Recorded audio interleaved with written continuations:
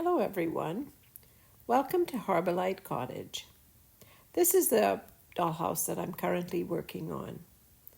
And I thought I'd keep a journal and share with you the progress as it unfolds.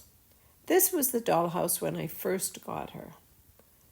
She wasn't in bad shape, but she was needing some real tweaking, let's put it that way.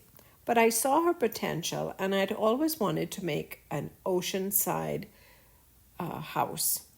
So this was the jumping off point. The first thing I did was identify the style that I wanted to design with. And that was, I wanted a cottage that would be found on the Atlantic coast.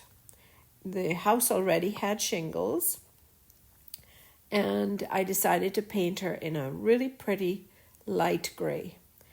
I added some weathering by dry brushing on white over the shingles, and that added some real character. The next step was the roof. The roof was missing shingles, so I replaced those, but I wanted it to look weathered. So I used a very thin acrylic wash, and I washed this over all the existing shingles. It made a huge difference. The next step was adding some more antiquing to the exterior of the house. So I used a combination of warm burnt umber, burnt sienna, and black, and I watered this down and dry brushed it on to look as if the old windowsills had started to show some weather. Then came the biggest job of all, was replacing all the windows. Because these were all odd sizes, I decided to build them in place. So the first step I did was to replace or to create a basic window. And I used just the clear plastic that you get from your grocery store containers. And I applied a product onto it called Triple Thick. This gave it a real antique glass look. Then I built a basic frame, wooden frame around each window. So these windows don't open and close, but I just wanted it to look like they had new windows. I then also put shutters. And then the next step was not just windows, but to think about all the trim of the house, what needed replacing, how I could change up the two porches on the front side of the house. The little rounded window had a window box, and that needed to be updated. I also wanted to put it on a base, and this was going to be either the ocean or sand. And after playing with different ideas, I had an old set of stairs that had come out of a previous house, and I wanted to place those on the outside of the house. I tried the look of pilings under the house, but for some reason they didn't just sit right. It became a logistic issue of balance, and I didn't want to go down that road.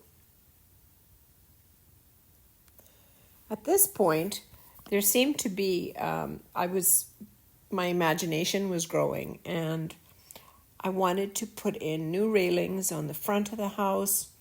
I wanted to have some association with a lighthouse. So there were a whole bunch of ideas roaming around in my head. I replaced the railings on the front porches and put a post to hold up the existing upper porch. And that really started to pull the house together. It started making sense to me.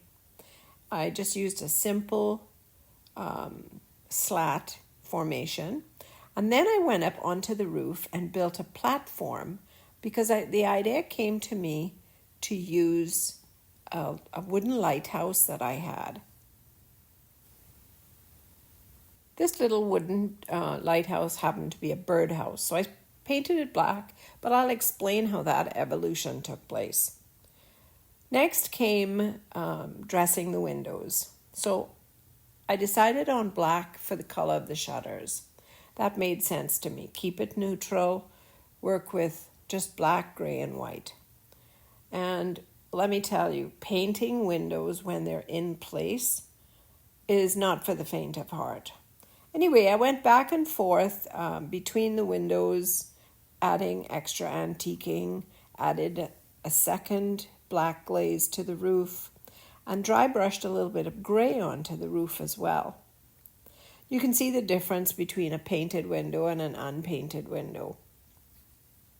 And of course the antiquing, which was done with dry brushing and washes on the walls itself, really adds to the character of the house.